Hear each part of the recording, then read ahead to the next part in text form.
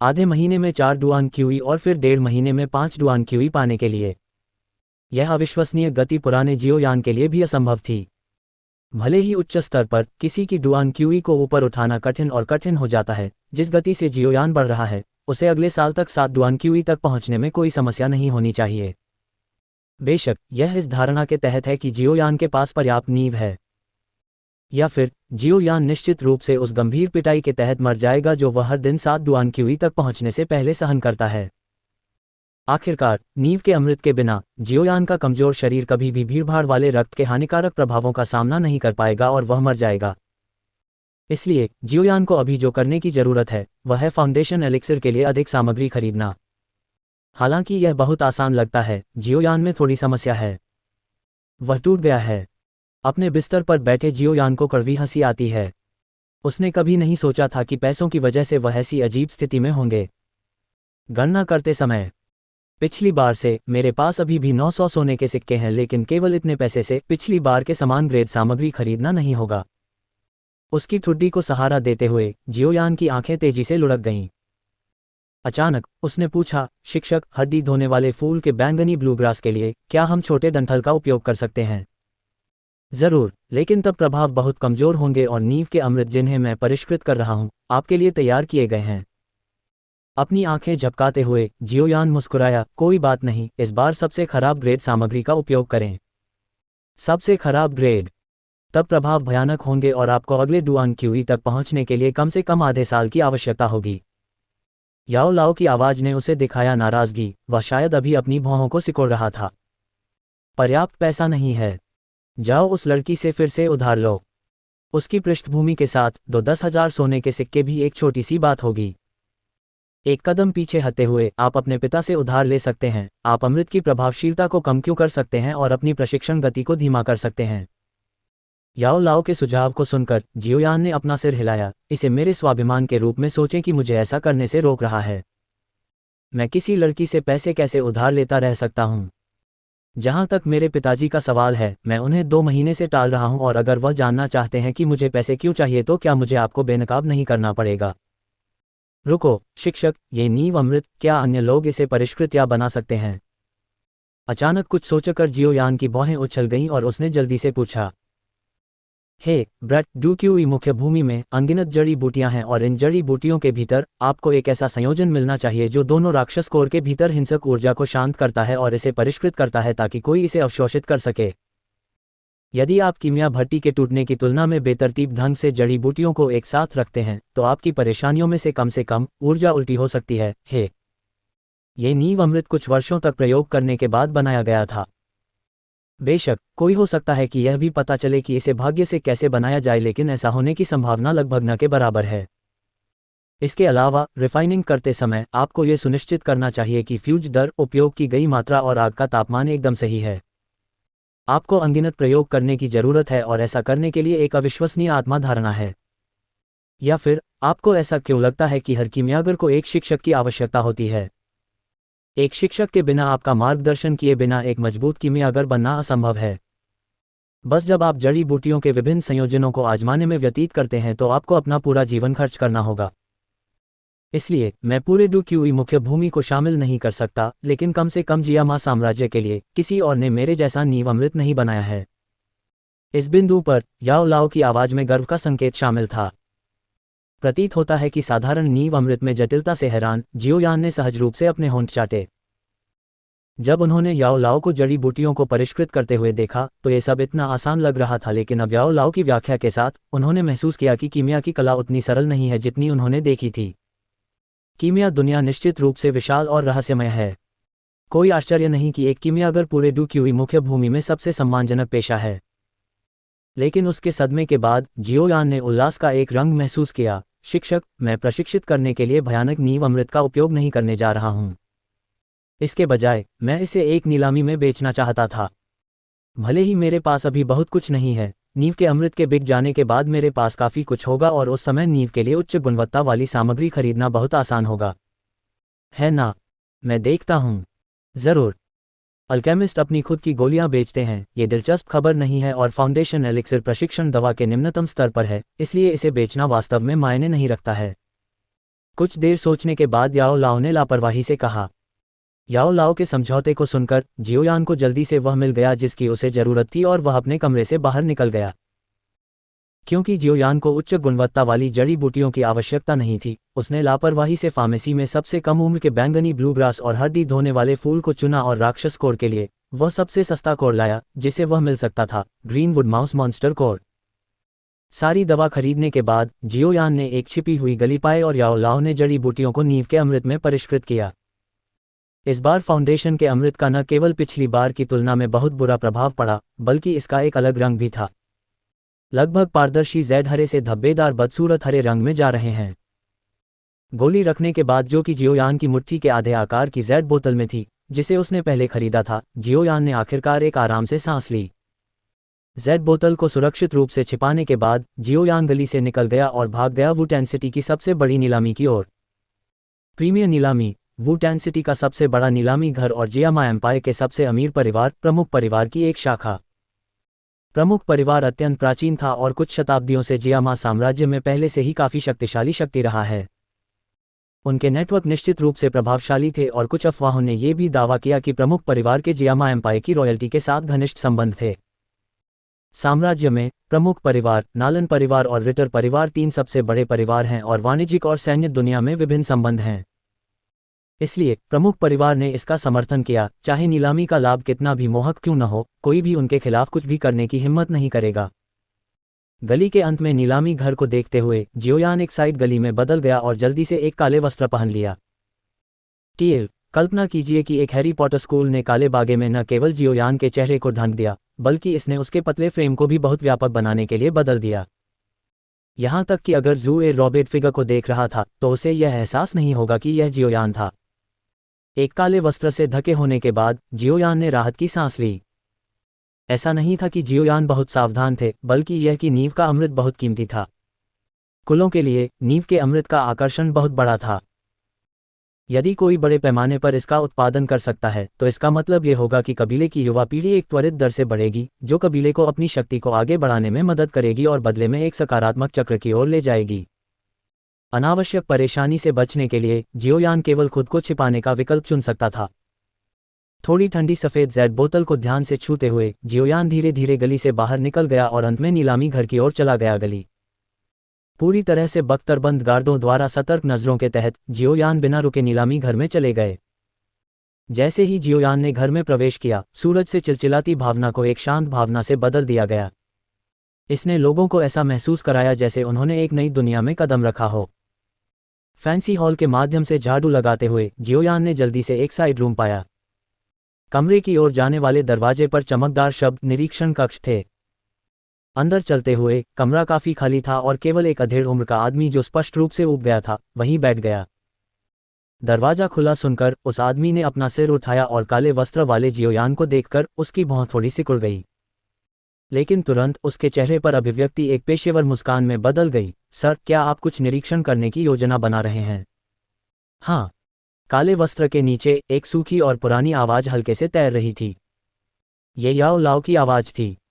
जियोयान ऊपर चला गया और सफ़ेद जेड की बोतल को अधेड़ उम्र के आदमी के सामने डेस्क पर रख दिया। ये है। भ्रमित दिख रहे थे अधेड़ उम्र के आदमी ने ध्यान से सफ़ेद जेड की बोतल उठाई और उसे सूंघा। उसके चेहरे की अभिव्यक्ति तुरंत बदल गई और जब उसने काले रंग की आकृति को देखा तो उसकी निगाहों में सम्मान का संकेत था। मिस्टर, आप एक कीमियागर हैं? हाँ। वृद्ध की आवाज़ फिर सामने आई। क्या मैं पूछ सकता हूँ क्या गोली इस बोतल में है? यह क्या करता है? ये सुनकर कि वह एक कीमियागर के साथ व्यवहार कर रहा था, अधेड़ उम्र के व्यक्ति ने और भी अधिक सम्मान के साथ पूछा। फाउंडेशन एलिक्सिर, ये डू प्रशिक्षण की गति को बढ़ा सकता है, लेकिन केवल दूसरे स्तर के तहत लोगों के लिए उपयोगी है। ओह, ये डू प्रशिक्षण की गति को बढ़ा सकता है। याओ लाओ के शब्दों को सुनकर अधेड़ उम्र के आदमी पर अभिव्यक्ति बदल गई। सब जानते थे उस डू को केवल एक निर्धारित सूत्र का पालन करते हुए प्रशिक्षित किया जा सकता है, और चूंकि व्यक्तियों के लिए क्यूई पथ इस बिंदु पर विशेष रूप से कमजोर हैं, यदि दवा के प्रभाव बहुत भयंकर थे तो क्यूई पथ फट जाएगा और व्यक्ति मर जाएगा। मेरे अमृत का कोई दुष्प्रभाव नहीं है और औषधीय है सत्ता बेहद शांतिपूर्ण है, इसलिए इससे ऐसा कुछ नहीं होगा। आपको ऐसा होने के बारे में चिंता करने की जरूरत नहीं है। मानो वह समझ सके कि अधेड़ उम्र का आदमी क्या सोच रहा था, शांत आवाज ने शांति से समझाया। उसकी अभिव्यक्ति एक बार फिर बदल रही है। अधेड़ उम्र के व्यक्ति ने ध्यान से सफ़ेद जेड बोतल को उसके सामने टेबल पर रखा और सम्मानपूर्वक पूछा, श्रीमान, क्या आप एक सेकंड के लिए इंतजार कर सकते हैं? मुझे इस अमृत का निरीक्षण करने के लिए हमारे नीलामी के गूनी मास्टर से पूछना होगा। जरूर, जल्दी करो। अपना हाथ लहराते हुए जियोयान ने विनम्र होने का नाटक नहीं किया और एक कुर्सी पर बैठ गया। अधेड़ उम्र के आदमी ने जल्दी से सिर हिलाया और जल्दी से कमरे से निकल गया। कुर्सी पर बैठे जियो याओ चुप रहे और याओ लाओ के साथ बात करने का प्रयास नहीं किया। ये किसी और की जगह थी और सतर्क रहना बेहतर नहीं था। कौन जानता था कि क्या ऐसी चीजें हैं जो उनकी बातचीत में सुन सकती हैं। थोड़ी देर कमरे में इंतजार करने के बाद अधेड़ उम्र का आदमी हरे रंग के कपड़े वाले बड़े के साथ थोड़े सफ़ेद बालों के साथ लौटा।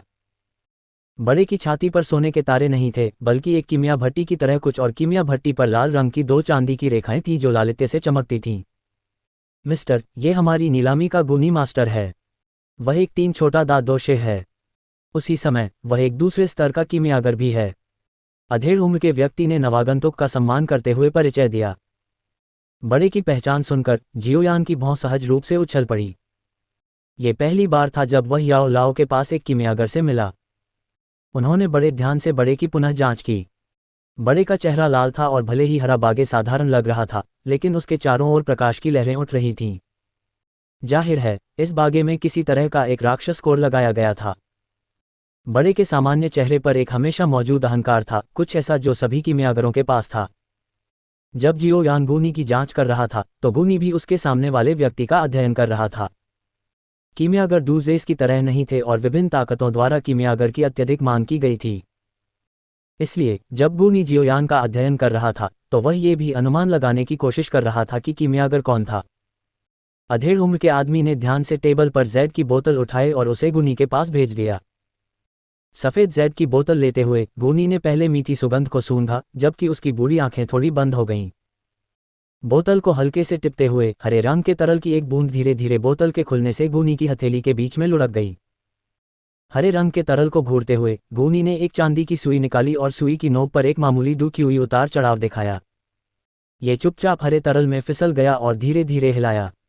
सुई की हलचल के साथ गूनी का शांत चेहरा एक गंभीर अभिव्यक्ति में बदल गया। क्षण भर बाद उसने हरे तरल को वापस जेड बोतल में रख दिया। जब उसने फिर से जियोयान को देखा तो उसके अभिमानी चेहरे में सम्मान का संकेत था।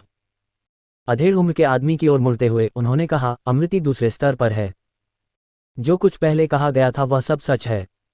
ये सुनकर अधेड़ उम्र के व्यक्ति ने राहत की सांस ली और जियोयान पर उत्साह से मुस्कुराया। मिस्टर, क्या आप इस अमृत की नीलामी करने की योजना बना रहे हैं? हाँ, क्या आप इसे जल्द से जल्द नीलाम कर सकते हैं?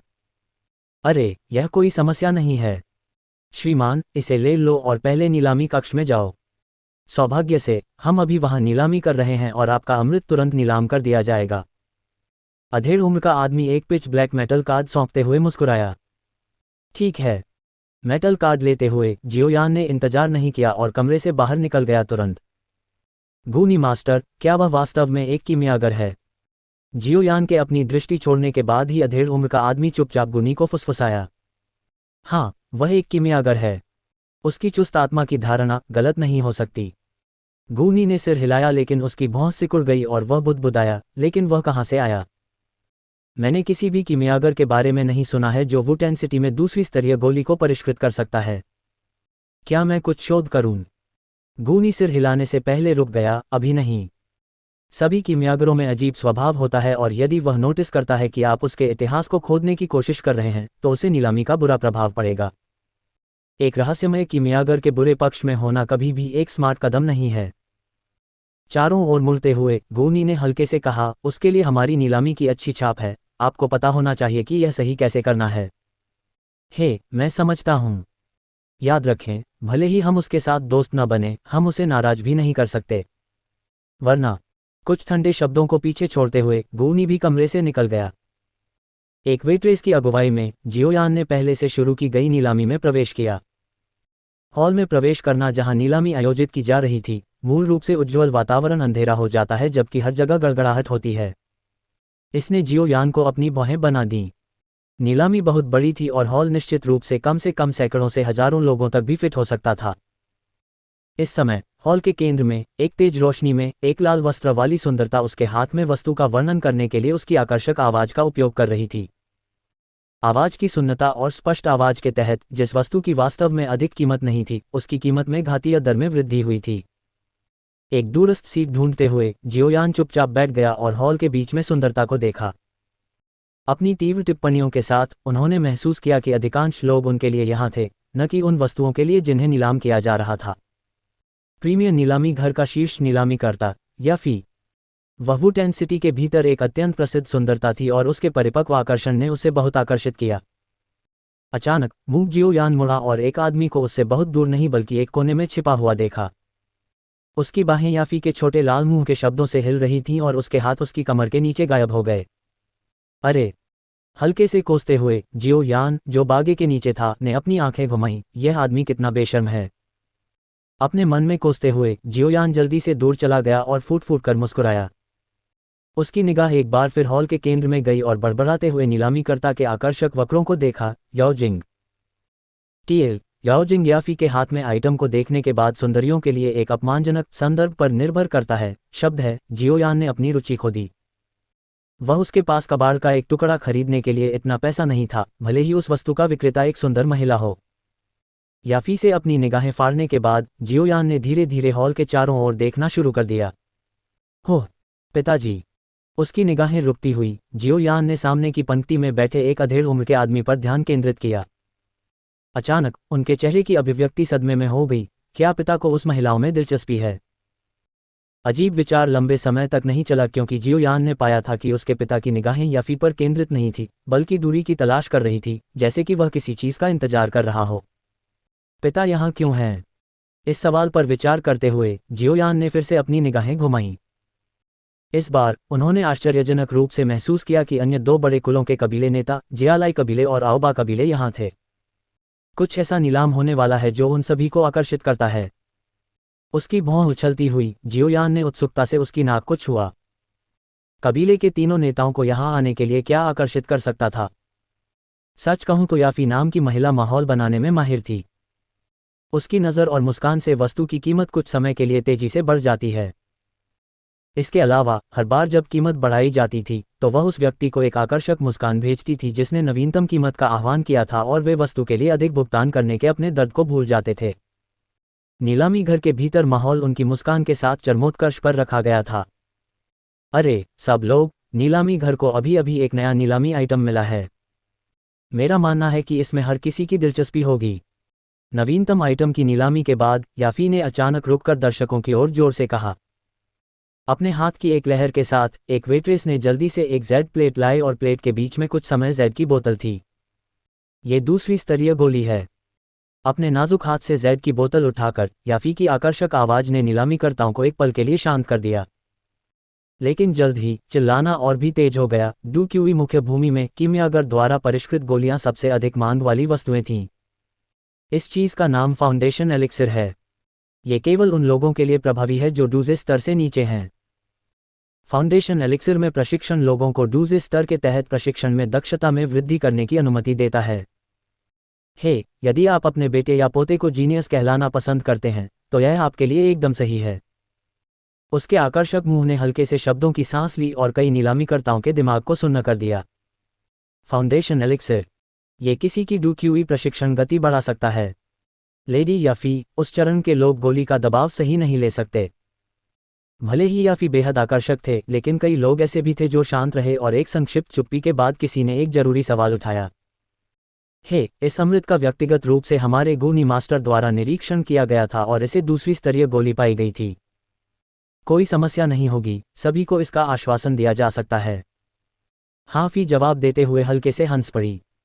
ये सुनकर कि गूनी ने व्यक्तिगत रूप से गोली का निरीक्षण किया था, संदेह वाले लोग अब गोली की वैधता पर सवाल नहीं उठाते थे। हर कोई जानता था कि गूनी मास्टर दूसरे स्तर का कीमियागर था। पूरे वुतन शहर में, यहाँ तक कि तीनों कुलों के कबीले नेता भी उसके प्रति विनम्र थे। जियोयान आलसी होकर अपनी कुर्सी पर झुक गया और भीड़ के भीतर उत्साहित माहौल देखा। एक हल्की सांस छोड़ते हुए उसने सोचा, ऐसा लगता है कि यह नींव अमृत काफी आय लाएगा। अपने पिता की ओर थोड़ा सा अपनी निगाहें घुमाते हुए जियोयान ने महसूस किया कि उसके पिता पर पहले की शांत अभिव्यक्ति थोड़ी बदल गई थी। 8,500। ठीक जब याफी की आवाज़ बंद हो गई तो एक व्यक्ति ने एक कीमत चिल्लाई। 9,000। पहली कीमत बुलाए जाने के ठीक बाद एक और कीमत आई। कीमत तेजी से बढ़ी और कुछ ही सेकंड में ये 13,000 हो गई। भले ही जियोयान के पिता कुछ उत्साहित थे, उन्होंने तुरंत एक कीमत नहीं बताई और इसके बजाय अपनी आंखें बंद कर लीं, छोटे फ्राई कॉल के रुकने का इंतजार कर रहे थे। कीमत फिर बढ़ गई लेकिन जल्द ही आवाज़ें खत्म हो गईं। उस समय एक पहली पंक्ति में बैठे बुजुर्ग ने भी हल्के से कहा, 20,000। उस कीमत को बताने के बाद नीलामी में अंतिम आवाज़ें मर गईं। कुछ आशावानों ने उस भावहीन बुजुर्ग की ओर देखा लेकिन निराश होकर ही वापस बैठ सकता था। उनके पास जियालाई कबीले के साथ मूल्य युद्ध में होने के लिए धन नहीं था। हे जियालेट बी, क्या आपका बेटा पहले से ही दूजे नहीं बन गया है? आप अभी भी इस नींव के अमृत के बारे में क्यों सोच रहे हैं? एक अधेड़ उम्र का आदमी जो पहली पंक्ति में भी बैठा था, जियालाई बाई पर नकली मुस्कान के लिए मुड़ा। आओ बापा, क्या मैं इसे अपने भविष्य के पोते के लिए नहीं खरीद सकता? जियालाई भी जाहिर तौर पर अधेड़ उम्र के आदमी को पसंद नहीं करती थी और बाद में ठंडे बस्ते में रहती थी। आइए देखें कि क्या आपकी किस्मत आपके पास एक पोता है। हो सकता है कि किसी दिन आपका बेटा खुद को बिना पाए। 25,000। 10 मिनट के भीतर और नीलामी में सभी की हैरानी में दोनों एक भोजन के लिए लड़ रहे कुत्तों की तरह थे और कीमत बढ़ाकर 31,000 कर दी। 40,000। बंद आंखों वाले जियोजान ने अचानक बात की। नीलामी हॉल के भीतर हर कोई चुप हो गया और जियोजान ने अपना घूरना शुरू कर दिया। यहाँ तक कि आओ बापा और जियाली बी भी कीमत में अचानक वृद्धि से दंग रह गए। हे कबीले के नेता जियो, ऐसा लगता है कि आप वास्तव में इस नींव को अमृत चाहते हैं। जियाले भी मुस्कुराए। जियो जहान ने उसकी ओर देखा और कहा, यदि आप इसे चाहते हैं तो बस कीमत बढ़ाएं। मैं वादा करता हूं कि मैं फिर से कीमत नहीं बढ़ाऊंगा। जियालाई बियाई रुक गई और जियो जहान के शब्दों के भीतर सच्चाई के बारे में सोचा। जल्द ही उन्होंने अपना सिर हिलाया क्योंकि उनका उद्देश्य आज यहाँ नींव के अमृत के लिए नहीं था और उस वस्तु के लिए पैसा बर्बाद करना एक स्मार्ट विचार नहीं था। दूसरी तरफ आओ बापा, ये देखकर कि जियाली बी ने कीमत बढ़ाना बंद कर दिया, साथ ही अपने कंधे उचका दिए। भले ही फाउंडेशन एलिक्सिर बेहद लुभावना था लेकिन उसका लक्ष्य ऐसा नहीं था, इसलिए उसने कीमत बढ़ाना भी बंद कर दिया। कबीले नेता जियो जहान ने 40,000 सोने के सिक्के की बोली लगाई है। क्या कोई है जो कीमत बढ़ाना चाहता है? शांत हॉल को देखकर याफी भीड़ को याद दिलाते हुए मुस्कुराए। चूंकि किसी ने कीमत नहीं बढ़ाई है, ये नींव अमृत कबीले नेता जियो जहान के पास जाएगा। ये देखते हुए कि किसी ने कोई जवाब नहीं दिया, याफी होशियार था और उसने मेज पर अपने छोटे से हथौड़े को हल्के से थपथपाया, ये संकेत देते हुए कि नींव अमृत को अपना नया मालिक मिल गया था। एक सुदूर क्षेत्र में जियोयान को नहीं पता था कि हंसना है या रोना है। इतने के बाद उसे अपने पिता से पैसे मिल गए थे। अगला हम अंतिम नीलामी आइटम की नीलामी करेंगे। जेड बोतल को वापस प्लेट के भीतर रखकर याफी ने अपना हाथ लहराया और हॉल में रोशनी कम हो गई। नीचे झुकते हुए उसने एक चांदी की प्लेट निकाली और प्लेट के बीच में एक हरा अलंकृत स्क्रॉल था।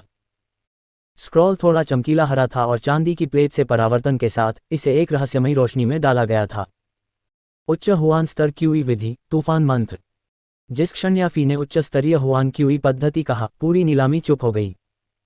नींव के अमृत की तुलना में डू क्यूई विधियां असीम रूप से अधिक मूल्यवान थीं। भले ही गोलियां महंगी थीं, लेकिन वे एक बार उपयोग की वस्तु थीं। लेकिन क्यूई के तरीके किसी के पूरे जीवन के लिए रहेंगे और यहाँ तक कि किसी के बेटों और पोते पोतियों द्वारा भी विरासत में मिल सकते हैं। इसलिए दीर्घकालिक दृष्टिकोण से गोलियों की तुलना में एक उच्च स्तरीय क्यूआई पद्धति की अधिक मांग की गई थी।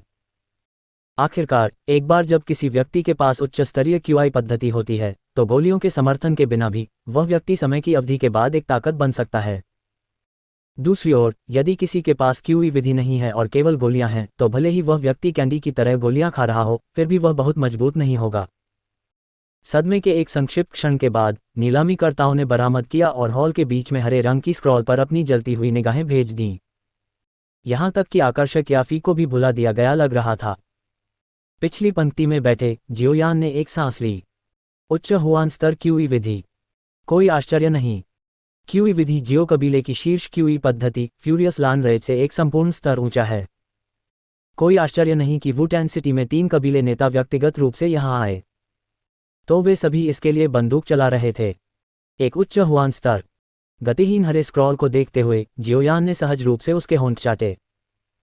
उस स्क्रॉल के मालिक होने का मूल रूप से मतलब होगा कि उनके पास एक शीर्ष दूजे बनने के लिए एक पास है और कुछ दशकों के बाद एक नई ताकत होगी जो वुटेन सिटी में 3 कुलों को टक्कर देगी। ये केवल एक उच्च हुआन स्तर की क्यूई विधि है, इसके बारे में इतना खास क्या है? जब जियो यान क्यूई पद्धति के बारे में कल्पना कर रहा था तो याओ लाओ की आवाज़ जियो यान के भीतर अजीब तरह से लग रही थी।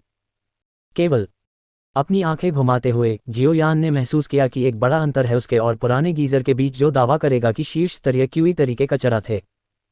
वह केवल अपने होठों को पस कर सकता था और चुप रह सकता था। ब्रेट, बस प्रशिक्षण जारी रखें। जिस दिन आप एक दूजे बन जाते हैं, मैं आपको देखता हूं कि एक उच्च स्तरीय क्यूई विधि क्या है। याओ लाओ ने अपना विचार समाप्त करने के बाद वह फिर से चुप हो गया। अपने होठों को फिर से शुद्ध करते हुए जियो यान ने बड़बड़ाया, मुझे आशा है सब लोग, ये हुआन स्तर की क्यूई विधि पहाड़ों में एक शिकारी द्वारा पाई गई थी। यह एक पूर्वज द्वारा पीछे छोड़ दिया गया होगा, इसलिए इसे खरीदने के बाद किसी को कोई परेशानी नहीं होगी। हर कोई इस डर के बिना बोली लगा सकता है कि परिणाम हो सकते हैं। याफी ने ध्यान से हरे रंग की स्क्रॉल को पकड़ रखा है और हल्के से कहा, लेडी याफी, क्या आप पहले से ही नीचे की कीमत निर्धारित कर सकते हैं? नीलामी करने वालों में से एक ने बेसब्री से चिल्लाया। अपनी आकर्षक मुस्कान रखते हुए याफी ने कहा, तूफान मंत्र, नीचे की कीमत 200,000 सोने के सिक्के। जब उसने नीचे की कीमत का आह्वान किया तो नीलामी घर स्पष्ट रूप से शांत हो गया। जाहिर है, बहुत से नीलामीकर्ताओं के पास इतनी महंगी वस्तु खरीदने के लिए धन नहीं था। एक दूरस्थ क्षेत्र में जियो यान मदद नहीं कर सकता था लेकिन अपना सिर हिला सकता था। यह महिला बिना खून बहाए लोगों को मारती है। 200,000 सोने के सिक्के पूरे 2 साल के लिए जियो कबीले के मुनाफे के बराबर हैं। टीएल, बिना खून गिराए लोगों को मारने का मतलब है किसी को अप्रत्यक्ष रूप से मार देना। कुछ ऐसा है जैसे मैं इस अध्याय के अंत में एक बड़ा क्लिफहैंगर छोड़ता हूं। निश्चित रूप से ऐसा नहीं होगा कि जियोजान और अन्य 2 कबीले नेता स्पष्ट रूप से काम गए, लेकिन वे कीमत के बारे में कुछ नहीं कर सकते थे इस तरह की मूल्यवान चीज के लिए। वे इसे प्राप्त करने के लिए इतनी अधिक कीमत चुकाने को तैयार होंगे। भले ही वे इसे खरीदना नहीं चाहते थे, कोई और करेगा। 200,000 मूल्य के तहत किसी ने भी बोली नहीं लगाई। अजीब माहौल का सामना करते हुए याफी ने अपनी आकर्षक मुस्कान रखी। वह जानती थी कि इस क्यूई पद्धति का आकर्षण इतना बड़ा है कि लोग इसे खरीदने के लिए अपने पूरे भाग्य का उपयोग करने को तैयार होंगे। उनकी भविष्यवाणी की तरह बोलियों की कमी लंबे समय तक नहीं चली। एक लगभग गंजा मध्यम आयु वर्ग का आदमी चिल्लाया, 210,000। जियो यान ने आवाज की ओर देखा। वह इस गंजे अधेड़ उम्र के आदमी को जानता था। गंजा आदमी एक हथियार की दुकान का मालिक था जिसने वुटेन सिटी में पूरे हथियार बाजार पर लगभग एकाधिकार कर लिया था। भले ही वह 3 कबीले नेताओं से तुलना नहीं कर सकता था, फिर भी वह काफी शक्तिशाली था। 230,000। हथियार की दुकान के मालिक ने अपनी कीमत के बारे में चिल्लाने के ठीक बाद एक पीले रंग के बुजुर्ग ने भी उसकी कीमत बताई। येलो रॉबर्ट एल्डर एक बहुत बड़ा दवा व्यापारी था जिसके पास वुटेन सिटी में काफी दुकानें थीं। अधेड़ उम्र के आदमी की तरह वह 3 कबीले नेताओं से तुलना नहीं कर सकता था, लेकिन फिर भी वह काफी शक्तिशाली था। बड़े को बुरी नजर देते हुए गंजे अधेड़ उम्र के आदमी ने फिर चिल्लाया, 240,000। नीलामी घर के भीतर केवल कुछ बोलियां थीं। आखिरकार 200,000 की कीमत नीलामीकर्ताओं के बहुमत को बोली लगाने से रोकने के लिए पर्याप्त थी। 300,000। ठीक जब पिछले 2 बोली प्रक्रिया छोड़ने वाले थे, पहली पंक्ति में जिया लाई बीआई ने आखिरकार अपनी बोली लगाई। जब जिया लाई बी ने अपनी बोली लगाई तो दोनों असहाय होकर वापस नीचे आ गए। 330,000। वुटेन सिटी में जिया लाई कबीले को प्रतिद्वंद्वी करने वाले एकमात्र लोग जियो कबीले और आओबा कबीले थे।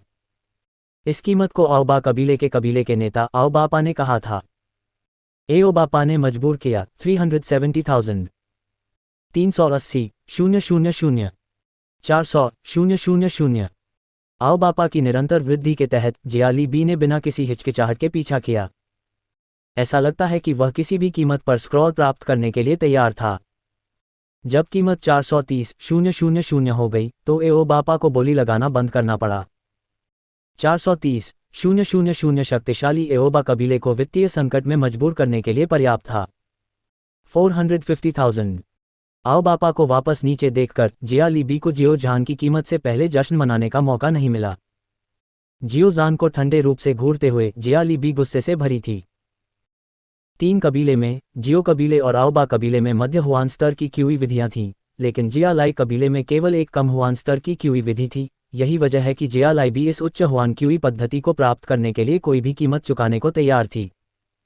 आओ बापा के उल्लासपूर्ण रूप में जियालेट ने अपने दांत खोल दिए और थूक दिया 460,000। 500,000।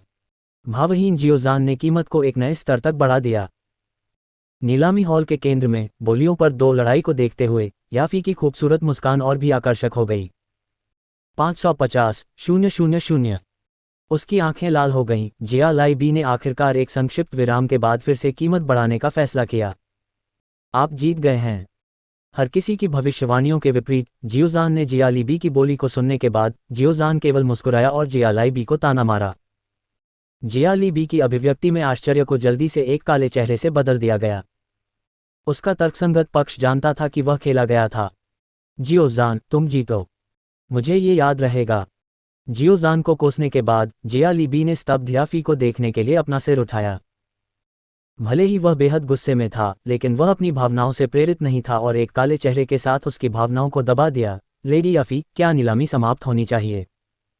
जियाली बी के गुस्से में घूरने के कारण भाव नहीं बदलते। याफी शांति से मुस्कुराए।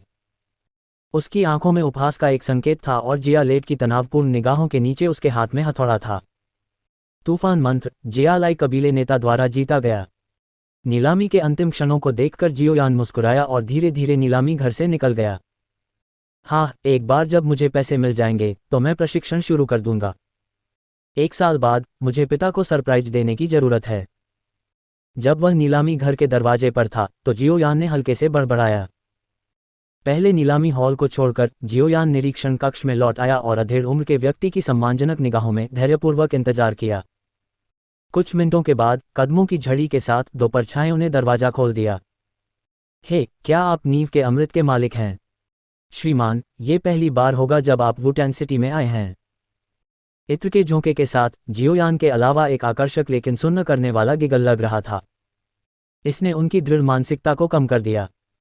याओ जिंग को कोसने के बाद जियोयान ने उसके अलावा लाल पोशाक महिला को देखने के लिए मुड़ने से पहले अपना चेहरा आगे की बागे में घुमाया। निकट संपर्क के साथ जियोयान ने एक बार फिर याफी के भीतर आकर्षण का एहसास किया। चकाचौंध भरे चेहरे पर लंबी पलकों के साथ पानीदार आंखों की एक जोड़ी थी जो हमेशा पुरुषों को बाध्यकारी रस्सियों को बाहर भेजती थी।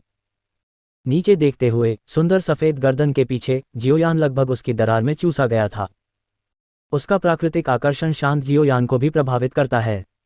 हालांकि जियोयान का चेहरा लाल था, शुक्र है यह उसके वस्त्र से ढका हुआ था। खुद को शांत करते हुए जियोयाओ ने थोड़ा सिर हिलाया और साथ ही याओ लाओ की आवाज भी निकली। नीलामी सफल रही। मुझे पैसे दो, मुझे कुछ करना है। मानो वह काले वस्त्र के मालिक की उम्र से चिंतित थी। याफी ने हंसते हुए अपना मुंह ढक लिया। थोड़ी देर बाद वह ठीक हो गई। कृपया हमें थोड़ी देर और क्षमा करें, हम अभी भी कागजी कार्रवाई पर काम कर रहे हैं। थोड़ा सिर हिलाते हुए जियोयान ने फिर से अपना मुंह नहीं खोला और चुप रहते हुए अपनी दृष्टि को याफी से हटा दिया।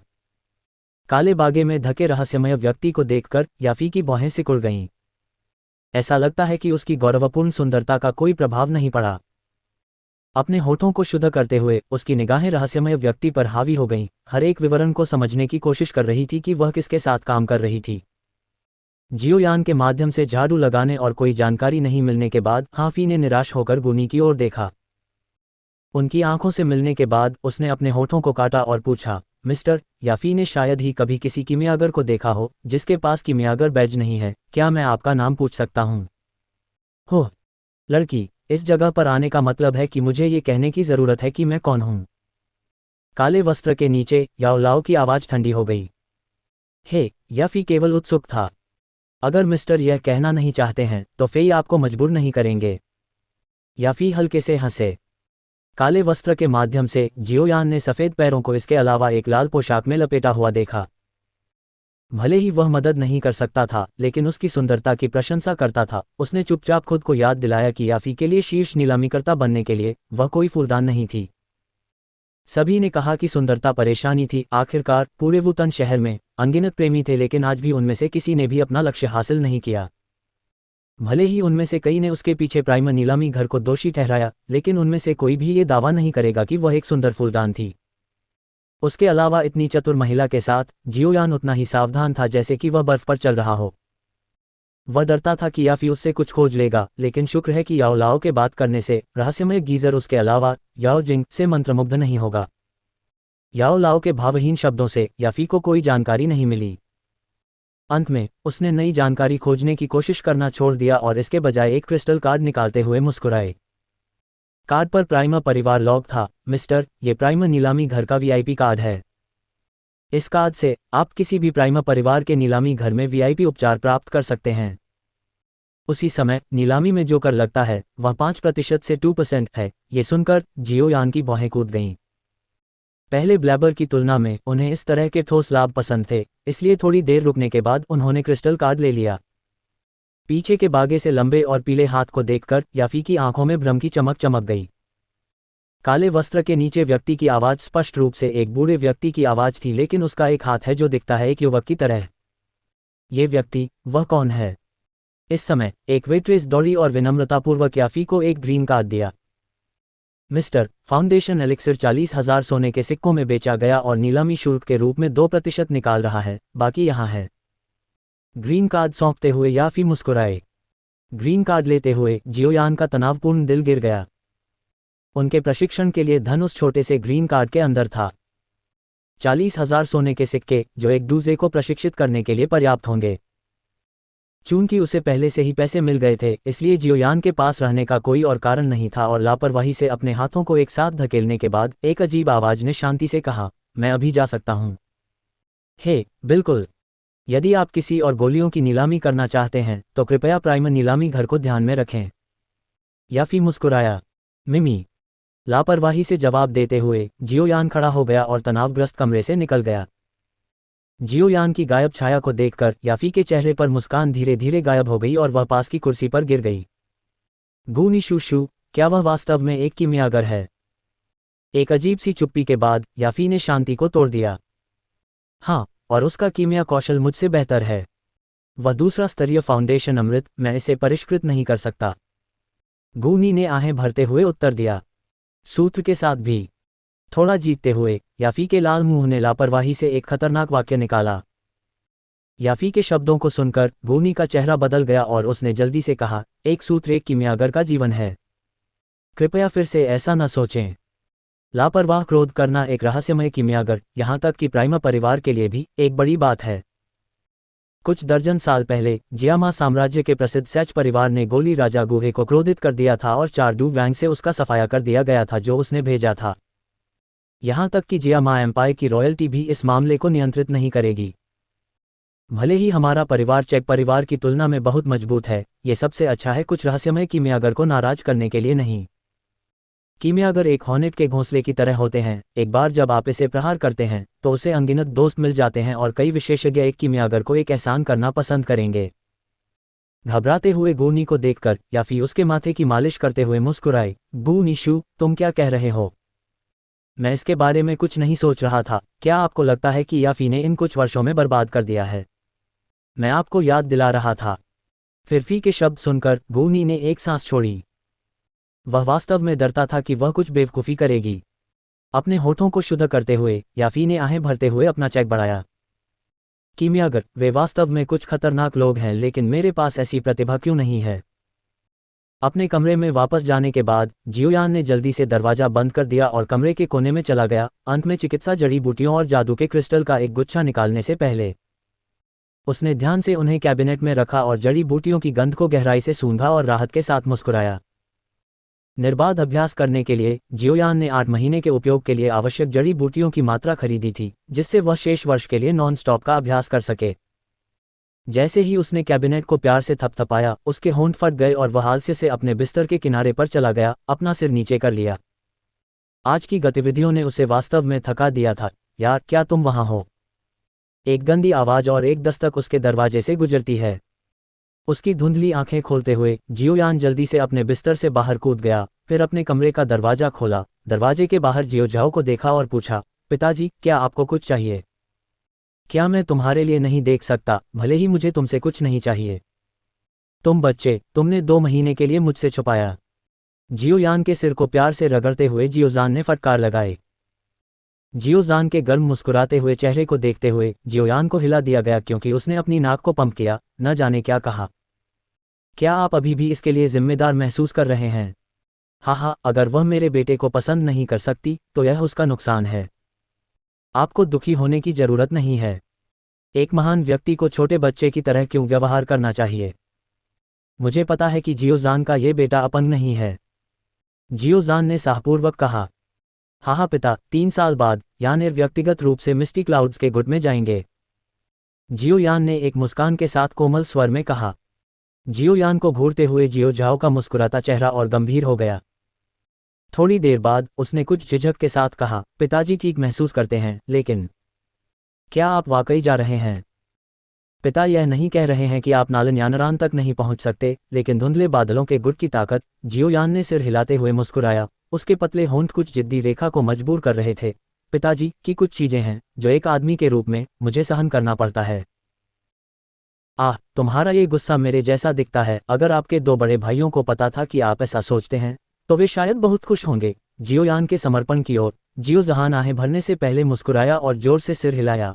अच्छा, पिता इंतजार कर रहा है उसका बेटा उसे कुछ चेहरा देने के लिए। मैं चाहता हूं कि बूढ़ा कमीने नालनशू मुझसे उस शादी के वादे का रीमेक बनाने के लिए भीख मांगे।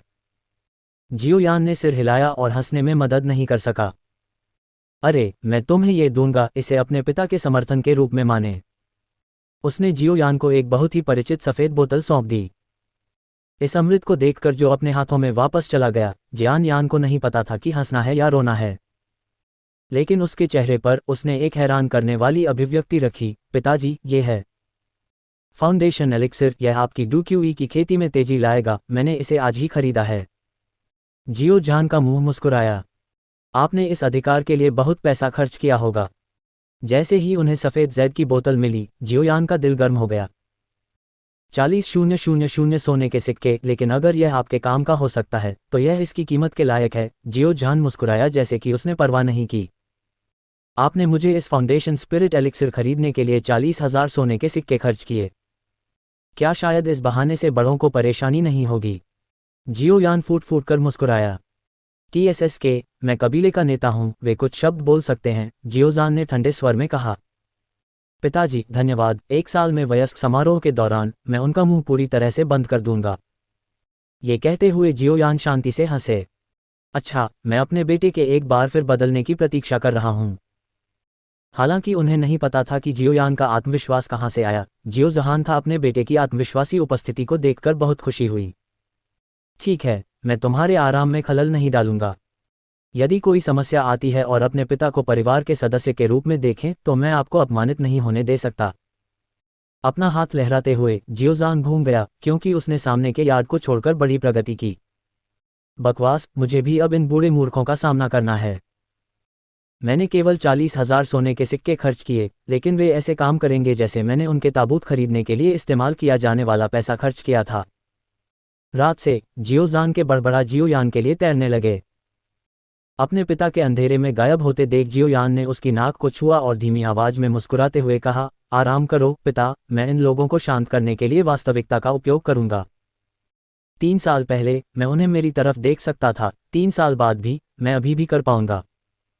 थोड़ी देर उसके दरवाजे पर खड़े होने के बाद जियोयान ने सफ़ेद जैद की बोतल निकाल दी। फिर उसने चिढ़ाते हुए कमरे के कोने पर एक नज़र डाली। लड़की, क्या लोगों को छिपाने में मज़ा आता है? जियोयान गेगे, वह आपसे उत्सुक था। कोने से बैंगनी रंग की स्कर्ट पहने एक सुंदर युवा लड़की सुंदर ढंग से निकली। उसके छोटे से सिर को झुकाते हुए उसके खूबसूरत चेहरे पर एक बड़ी मुस्कान प्रकट हुई। शरारती लड़की के चेहरे को देखकर जियोयान ने बेबस होकर अपना सिर हिला दिया। जियाओयान गेगे आज दोपहर कहाँ गया? जूनेर आगे आया, हल्के से ऊपर चला गया और मुस्कुराते हुए पूछा। मैं बस एक छोटी सी सैर पर था। क्या ऐसा है? उसकी आंखें ऊपर और नीचे देख रही थीं। जूनेर ने अचानक एक कदम आगे बढ़ाया और थोड़ा झुक गया। उसकी नाक झुर्रीदार हो गई जब उसने कहा, मैं एक महिला की सुगंध को सूंघता हूं। खांसी, चलो, मेरे पास एक महिला की खुशबू क्यों होगी? जियोयान का अपरिपक्व चेहरा अचानक शर्मा गया, लेकिन अंधेरे में उसके साथ साथ लड़की का चेहरा भी स्पष्ट रूप से नहीं देखा जा सका। अरे ही, प्रतीत होता है कि इस स्थिति को पसंद करते हुए जियोयान अंदर था। जूनेर हंसा और एक पल बाद हंसना बंद कर दिया। चुपचाप कहने से पहले, एक क्षण पहले, मैंने जियो शूशू के शब्द भी सुने। मुझे विश्वास है कि जियोयान गेगे, हाँ। भविष्य में आप वास्तव में धुंधले बादलों के गुट में जाना चाहते हैं, जंग आपके साथ आएगा आपकी मदद करने के लिए। ये सुनकर जियोयान ने पलक झपकते ही युवा लड़की के सुंदर छोटे चेहरे को देखा। जियोयान की अनियंत्रित दृष्टि के तहत ज़ूनेर का चेहरा शर्म से थोड़ा चमक गया क्योंकि वह फुसफुसा रही थी। जियोयान गेगे, आप क्या देख रहे हैं? हे, ज़ूनेर भी शर्मा सकता है, ऐसे एक दुर्लभ दृश्य। जियोयान ने अप्रत्याशित रूप से मुस्कुराते हुए कहा। ज़ूनेर ने जियाओयान पर ठंड से नज़र डाली और उसने अपनी सांसों के नीचे बड़बड़ाया, और आप लोगों को इस तरह से भी देख सकते हैं। अच्छा, जी में विश्वास है, हालांकि मिस्टी क्लाउड्स का गुड दुर्जय है, मैं अभी भी युवा हूँ। ये यूं जो उस लड़की को बिगाड़ता है नालन यानरान, निश्चित रूप से एक शिक्षक के लिए बहुत महान नहीं है। जियोयान मुस्कुराया और युवा लड़की के काले बालों को रगड़ा। ठीक है, देर हो चुकी है, आराम के लिए वापस जाओ। जियोयान को लहराते हुए जन अनिच्छा से अपना सिर हिलाता है और उसकी दृष्टि में अंधकार में चला गया। एक कोने में मुड़ने के बाद जियोजान और कई बड़ों के बीच झगड़े से आवाजें सुनी जा सकती थीं। झगड़े का विषय 40,000 सोने के सिक्कों का उपयोग कैसे किया गया। रुकते हुए ज़ूनेर की छोटी बाहें झुर्रीदार हो गईं और उसने एक छोटी सी आह भरी, जबकि उसकी पतली उंगलियों के बीच एक बैंगनी कार्ड दिखाई दिया। उसकी उंगलियां बैंगनी रंग के सोने के कार्ड को फड़फड़ाती हैं, जिससे बैंगनी गोल्ड कार्ड सुनहरी रोशनी में चमक जाता है क्योंकि यह उस कमरे की ओर बढ़ जाता है जहां बड़ों ने जियोजान के साथ झगड़ा किया है। कमरा अचानक चुप हो गया, जबकि ज़ूनेर ने बेहोश होकर कहा, ये नींव के अमृत के लिए पैसा है। इस कार्ड में 100,000 सोने के सिक्के हैं। अब जब मैंने आपको ये दे दिया है तो मुझे आशा है कि आप बुजुर्गों को अंकल जियो को परेशानी नहीं देते रहेंगे। 3 बड़ों से हाँ आने से पहले कमरा पूरी तरह से खामोश था। Octane blast. जंगल में एक कुरकुरा गर्जना निकली। इन जंगलों में एक चुस्त छाया लचीले ढंग से उछल रही थी और भले ही जंगल कांटों से घना था, उन्होंने उसे बिल्कुल भी बाधित नहीं किया। अगले पल में छाया अप्रत्याशित रूप से 0.5 मीटर बड़े पेड़ से पहले बंद हो गई और शरीर आधा झुका हुआ था, एक कोहनी पेड़ के खिलाफ पटक गई। बैंग। लकड़ी के छींटों के बिखरने से शोर मच गया। प्रभाव के बिंदु पर स्पाइडरी दरारें दिखाई दी और पूरे पेड़ में फैल गईं। क्रंच। पेड़ में कोहनी से टकराने के साथ एक बड़ा अंतरछेद था और एक पल बाद जोर से जमीन पर गिरने से पहले एक क्रंचिंग ध्वनि उत्सर्जित करता था। जैसे ही बड़ा पेड़ गिर गया, फुर्तीली छाया जल्दी से बंदर की तरह कुछ कदम पीछे हट गई और हल्के से हरे रंग के पत्थर पर तैर गई। उनके प्रयासों के परिणामों को देखते हुए जियोयान के नाजुक छोटे चेहरे ने मुस्कान दिखाए। पिछले 3 महीनों में ये पहली बार था जब वह ऑक्टेन ब्लास्ट, एक उच्च हुआन स्तर के कौशल का उपयोग करने में सफल हुआ था। ये ऑक्टेन विस्फोट जो एक डीडू तकनीक को टक्कर दे सकता है, उसने जियोयान को निराश नहीं किया। जियोयान की 6 डुआन क्यूई के साथ वह 8 डुआन क्यूई में एक व्यक्ति के विनाश को टक्कर दे सकता है। जितना अधिक किसी का डुआन क्यूई स्तर बढ़ता है, किसी के लिए अपनी डुआन क्यूई को बढ़ाना उतना ही कठिन होता है। लेकिन नीलामी के बाद से जियोयान 3 महीने के लिए गहन प्रशिक्षण में चला गया और कुछ ही दिन पहले उसकी डुआन क्यूई 5 डुआन क्यूई से 6 डुआन क्यूई तक कूद गई। 3 महीने में एक डुआन क्यूई हासिल करने के लिए, हालांकि यह गति 5 डुआन क्यूई तक पहुंचने के लिए आवश्यक 2 महीनों की तुलना में धीमी है, जियोयान अभी भी बहुत संतुष्ट था। जब वह पहले प्रशिक्षण ले रहा था तो उसे एक एनलेलिया भयानक ऑक्टेन ब्लास्ट का इस्तेमाल करने के बाद जियोयान का पूरा शरीर एक स्पंज की तरह था जिसे अचानक उसके पानी से निचोड़ा गया था। एक ध्यान देने योग्य दर्द लगातार उसकी नसों को खराब कर रहा था, जबकि उसकी बाहों की नसें स्पष्ट रूप से स्पंदित हो रही थीं। यह अत्यधिक थकावट के लक्षण थे। अपने होठों को चाटते हुए जियोयान ने अपनी दाहिनी को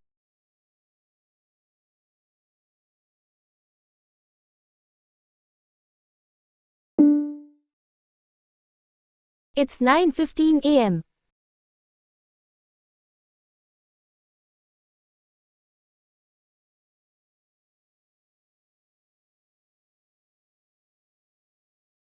कोहनी को देखने के लिए अपना सिर घुमाने के लिए संघर्ष किया। उनकी दृष्टि में जो प्रवेश किया वह था एक क्रिम्सन एल्बो TSS। उसके मुंह का एक कोना टूट गया, जबकि जियोयान ने एक गहरी सांस ली और एक कड़वी मुस्कान के साथ कहा, कोई आश्चर्य नहीं कि मुझे इस तरह की कठोर पिटाई करनी पड़ी, वरना ये हड़ताल जो टूटती वह पेड़ नहीं होता बल्कि मेरा हाथ होता। ये ऑक्टेन ब्लास्ट स्किल काफी कठिन है, जिसकी बॉडी कठिन है। उसका पूरा शरीर बर्फ के ठंडे पत्थर पर पड़ा था। जियोयान तेजी से सांस लेना धीरे धीरे शांत हो गया। हालांकि जियोयान के शरीर की पीड़ा ने उसे अभी तक अपनी उंगली भी नहीं हिलाना चाहा। जियोयान की 6 डुआन क्यूई के साथ वह एक बार ऑक्टेन ब्लास्ट का अधिक से अधिक उपयोग कर सकता था और इसका उपयोग करने के बाद वह बहुत बाद तक अपनी ताकत से पूरी तरह से समाप्त हो जाएगा। जियोयान ने अपना सिर वापस फेंक दिया, अपनी आंखें सिकोड़ लीं और नीले आकाश में तैरते बादलों को आलस्य से देखा। एक हल्की हवा उसके माथे पर फड़फड़ाने के लिए उसके काले बालों के एक झोंके को उड़ा देती है। जियोयान के आराम करने वाले अपने शरीर के माध्यम से रिश्ते हुए नींव के अमृत थे जिन्हें उन्होंने पद महीनों के लिए अवशोषित किया था, और अब वे काम पर थे, अधिकतम गति से अपनी मांसपेशियों के ऊतकों और कोशिकाओं की मरम्मत कर रहे थे, जियोयान में नई ऊर्जा ला रहे थे। शिक्षक, 7 डुआन क्यूई प्राप्त करने से पहले मुझे कितने समय तक अभ्यास करते रहने की आवश्यकता है? जब उसकी आंखें बंद थीं, जियोयान अचानक फुसफुसाए। उनका लक्ष्य 7वीं रैंक हासिल करना था और इस तरह जियो कबीले के डू क्यूई हॉल में प्रवेश करने के लिए योग्यता हासिल करना था जहां उन्हें अभ्यास करने के लिए क्यूआई तरीके मिल सकते थे। हालांकि इस बिंदु पर वे क्यूई तरीके बहुत कम हैं, उसके लिए स्तर उसे इन योग्यताओं को प्राप्त करना होगा क्योंकि यह उसके पिता के चेहरे से संबंधित है। जैसे ही याओ लाओ का पारदर्शी शरीर विशाल पत्थर के अलावा एक ठंडी हवा चली। अपने चेहरे पर एक खुशनुमा भाव के साथ जब उन्होंने अपने जूनियर को देखा, याओ लाओ ने सबसे पहले बड़े पेड़ पर ध्यान दिया। फिर उसने मुस्कुराते हुए कहा, आपकी प्रशिक्षण की गति मेरी अपेक्षाओं से परे है।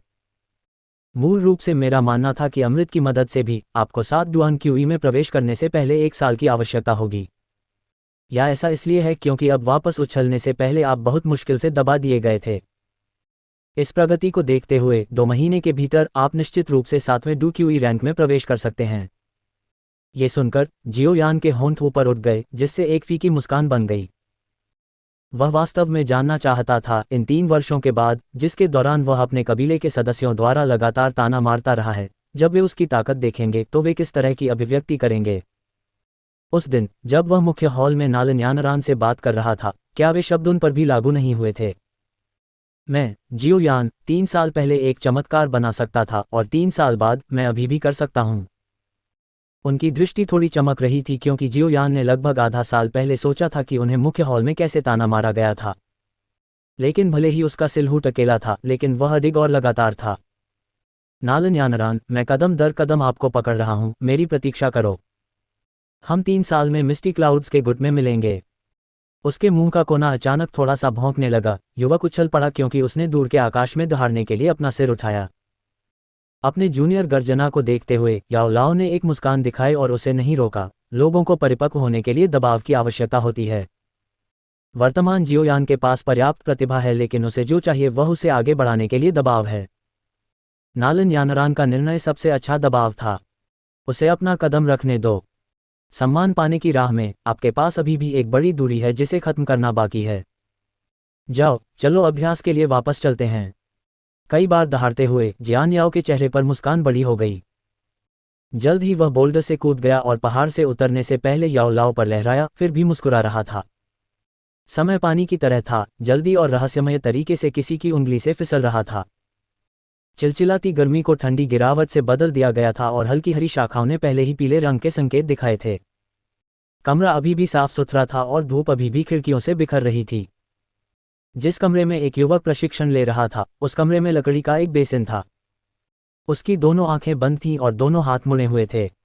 वर्ष के अधिकांश समय के लिए प्रशिक्षण ने युवक के नाजुक और चिकने चेहरे पर हट का संकेत दिया था। उसके तंग होठों ने दिखाया कि वह कितना दृढ़ था और उसकी मूल गोरी त्वचा, जो एक महिला की तरह सफ़ेद थी, पिछले महीनों में धड़कन के साथ थोड़ी पीली हो गई थी। उनकी छोटी काया बहुत मांसल नहीं लग रही थी, लेकिन जगुआर की तरह फटने की क्षमता थी। हर कोण से देखने पर युवक भयानक गति से रूपांतरित हो रहा था और जब ये परिवर्तन हुआ तो वह सबको चौंका देगा। युवक की सहज सांसों के नीचे हरे रंग के वायु प्रवाह के तार धीरे धीरे लकड़ी के बेसिन से उठे और युवक की सांसों को उसके शरीर में ले गए। मैं आज 7 डुआन क्यूई को प्राप्त करूंगा। जब वह प्रशिक्षण ले रहा था, जियोयान ने अचानक उसके दिमाग में विचार आ गया। भले ही विचार का समर्थन करने के लिए कोई सबूत नहीं था, लेकिन ऐसा लगा जैसे ये भगवान का शब्द है, सत्य है। पिछले महीने में जियोयान ने कई बार 7 डुआन क्यूई तक पहुंचने का प्रयास किया था, लेकिन हर बार असफलता ने उनका स्वागत किया। शायद ऐसा इसलिए था क्योंकि आज का प्रशिक्षण मूल रूप से एक पूर्ण कप की आखिरी बूंद था, लेकिन अंत में जियोयान को पता था कि उसे 7 डुआन क्यूई मिलेगा।